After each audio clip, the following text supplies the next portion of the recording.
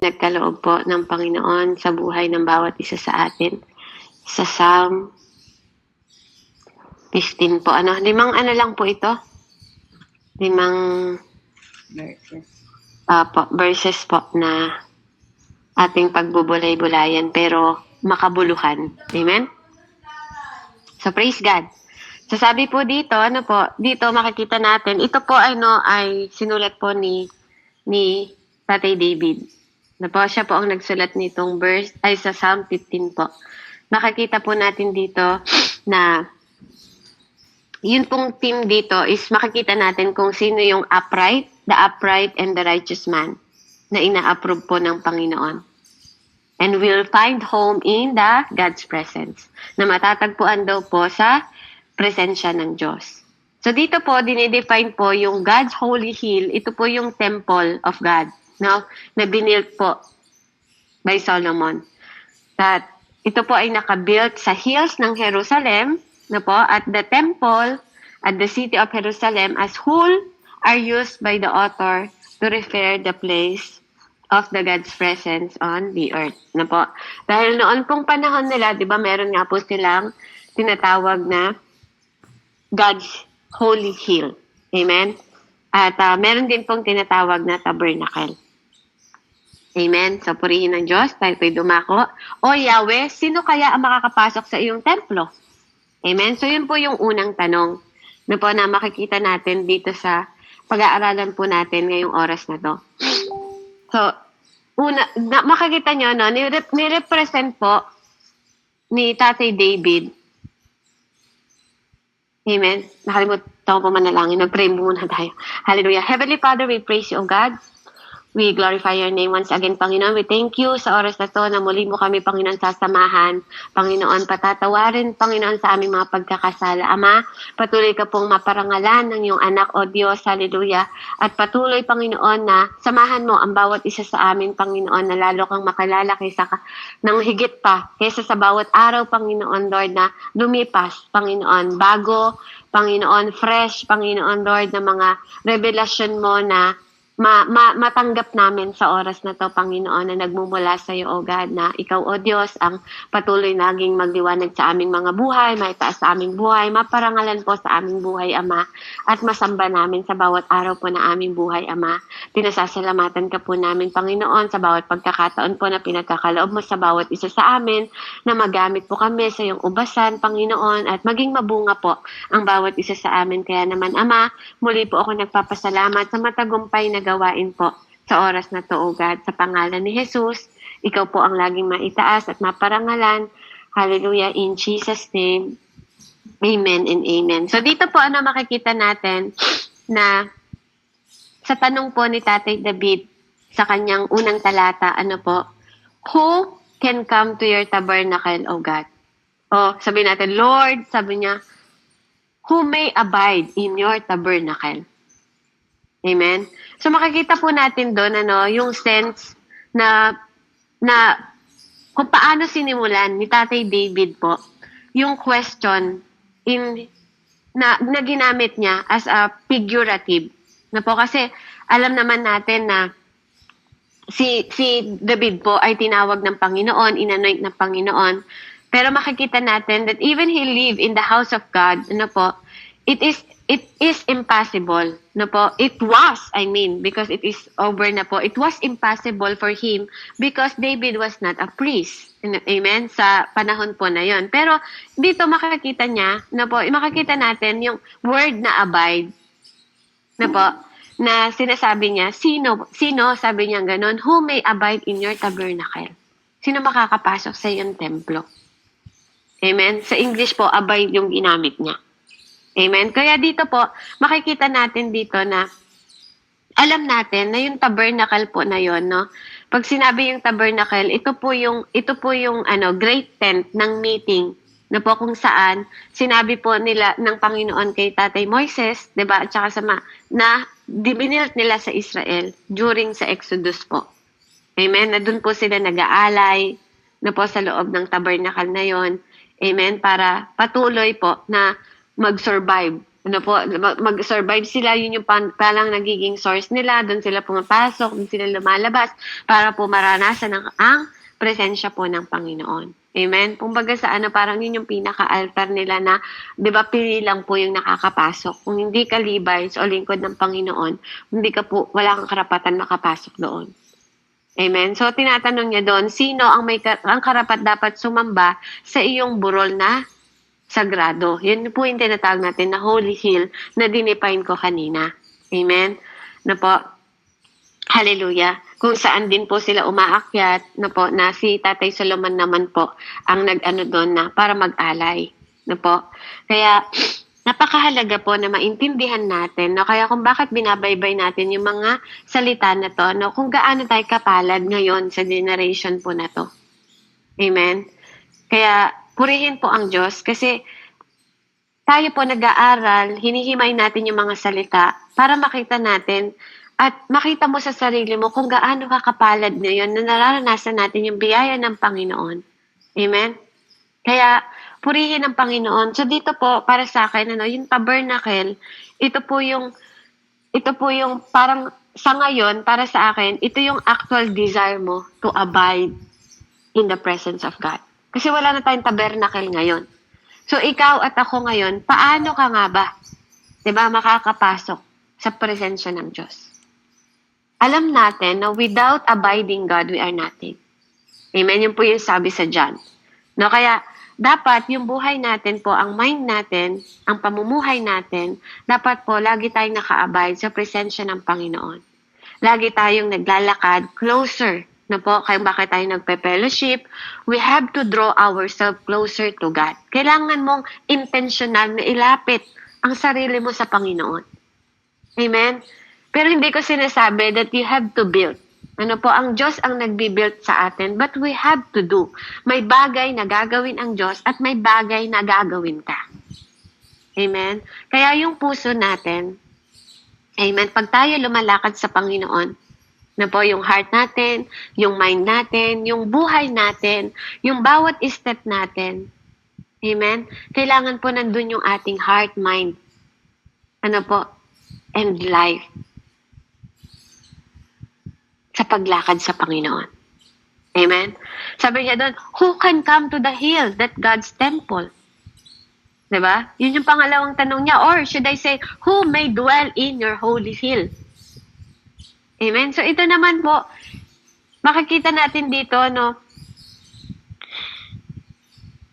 tayo po, we have to dwell. Now, we have the word, yung word of God, doon tayo dapat nagdo-dwell. Permanently. Dapat yung word na yon, doon po tayo naka-abide. Naniniwala ako na ang holy hill natin, yung Holy Bible. Amen? Yung word ng Panginoon po, doon tayo nag-a-abide, para po tayo manatili. Yung standard, dapat ang standard natin, yung Bible, yung salita ng Panginoon. Amen? Yun yung pinaka-holy word na dapat natin pong sinasabuhay sa bawat araw para tayo makatungtong sa pagsamba. Amen? Para matagpuan natin, kasi yung una, inahanap mo kung paano mo matatagpuan yung presensya ng Panginoon. So, para maranasan natin ang presensya ng Diyos, we have to abide in God. At para matungtungan naman natin yung holy, amen, is kailangan natin, amen, mabuhay po by word of God. We need to under ourselves sa covering po ni Jesus. Amen, para makalakad tayo sa kabanalan. Amen? Kasi ang righteousness natin is from Jesus Christ. At ang holiness natin po is galing din sa Diyos. Ang Diyos nagde-declare ng holiness. Siya lang po ang nag-declare ng holiness. Be holy, ye I am holy. That is the declaration of God. Wala po itong kinalaman, amen, sa kasalanan po natin. Kasi bakit tinawag ng God ang Israel ng Holy Israel? Holy land. Holy ba yung mga tao doon? Hindi. Makasalanan ng mga tao sa Israel. Makasalanan po tayo. Tinawag din niya na holy prophet. Amen? Holy ba yung mga prophet? They're not.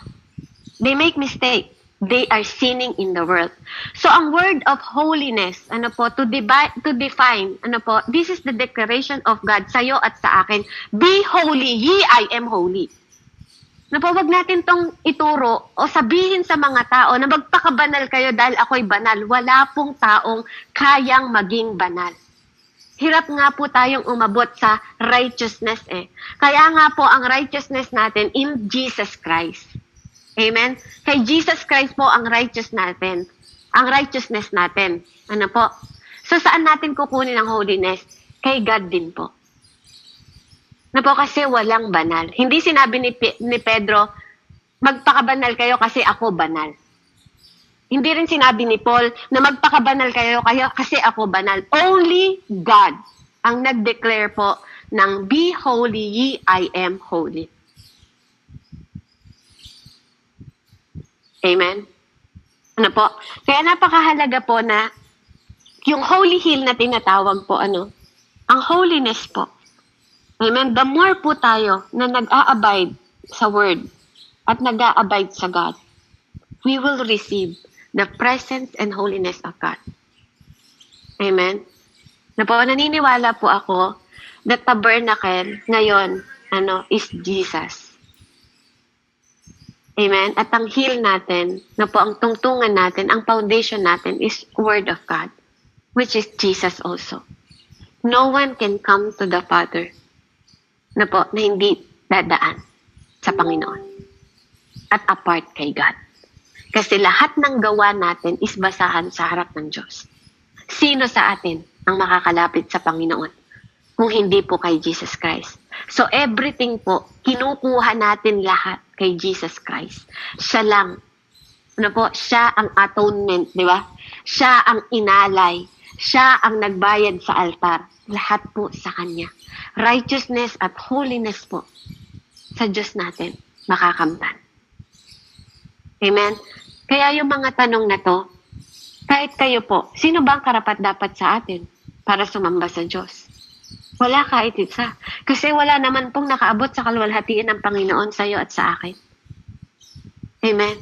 Pero may mga bagay na kailangan tayong gawin na pinapagawa po ng Panginoon sa atin na lumalabas yon dahil sa tulong ng banal na Espiritu kapag naka-abide ka na sa Diyos at ang presensya ng Panginoon nasa iyo na, tinutulungan ka ng banal na Espiritu na lumabas ang kabutihan sa iyo inside and out. Hindi po pakitang tao. Amen? Hindi po pag may nakakakita, kunwari mabait, kunwari sumasamba, kunwari nagbabasa. Amen? Hindi po ganon. Kapag nasa iyo ang banal na Espiritu, lumalabas ang likas, natural, nakabutihan ng Diyos, nagmumula sa loob. Kaya nga yung puso mo muna ang binabago ng Diyos. Binabago niya yung mindset mo. Kaya yung magiging step mo, amen?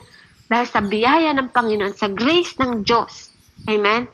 Kaya nga sabi niya, ang Holy Spirit ang tutulong sa atin para magawa natin yung mga bagay na hindi natin kayang gawin. Amen? Kaya nga sabi niya doon, ang taong masunurin sa iyo sa lahat ng bagay ay laging gumagawa ayon sa katwiran. Mga salita'y bukal sa loob at pawang katotohanan. Amen? Ang taong nasa presensya ng Panginoon, lumalakad sa katwiran. Pag sinabing lumalakad sa katwiran, lumalakad sa righteousness po ng Panginoon. Amen?